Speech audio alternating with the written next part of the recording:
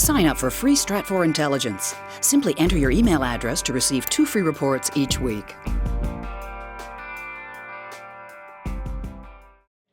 Predictable denials from Iran to China quickly ensued following the leak of the existence of a confidential UN report on ongoing cooperation between Iran and North Korea on ballistic missile development, as well as Chinese facilitation of the exchange of materials between the two countries.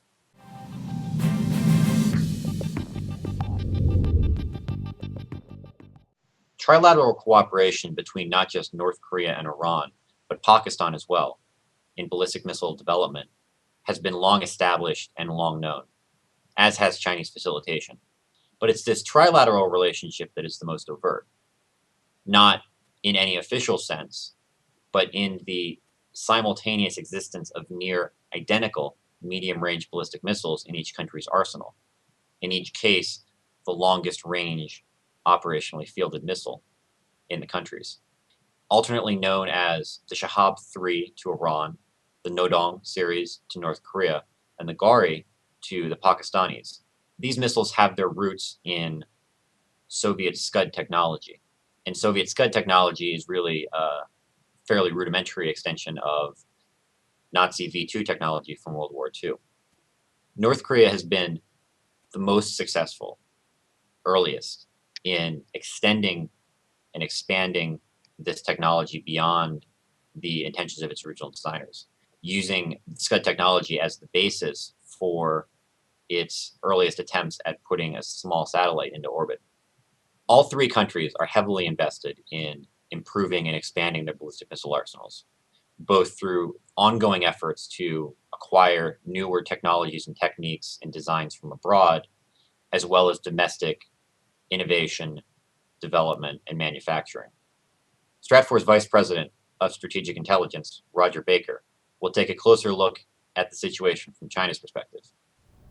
The Chinese have several reasons for trying to block this report or the release of the report at this time. One of the first is, of course, North Korea is an ally of China, and the Chinese have been working behind the scenes to try to restart the six-party talks, restart nuclear talks with North Korea. If this report comes out, if it's released, it can throw those off balance again. Perhaps one of the more pressing elements for the Chinese, however, is how this report could reinvigorate something like the U.S. PSI, or Proliferation Security Initiative. That initiative, which was set up under the previous U.S. president, basically gives a sense of permission for the U.S. and its allies to interdict foreign ships that they consider to be carrying clandestine materials, particularly North Korean ships. The Chinese don't want to see an increase of this type of activity in the South China Sea or the East China Sea, where Beijing is becoming more active in asserting its own claims.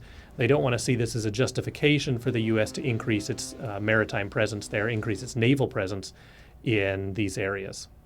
The Chinese may not directly support North Korean missile development or Iranian development or Pakistani development, but there are some benefits that they can gain from this. Certainly, North Korea remains a very important issue on the global front, and the Chinese are the ones who can step in and then play that for their own particular political benefits, being the only country that can negotiate on behalf of the North Koreans or calm the North Koreans down. On the Pakistani front, the Chinese are always looking at ways to counterbalance the potential rise of Indian power, particularly to keep India out of expanding its naval capabilities into the Indian Ocean basin. And by having a land power that keeps them busy, that helps. From the Iranian program, again, this keeps the United States locked down in the Middle East. It keeps the U.S. Less active in East Asia. The Chinese really don't have a lot to lose in trying to block this report. It's not necessarily outside of the normal realm of behavior, so we don't expect a lot of political fallout from it. But certainly the U.S. and other countries are already going to be using the information from the report, whether it has its official release or not.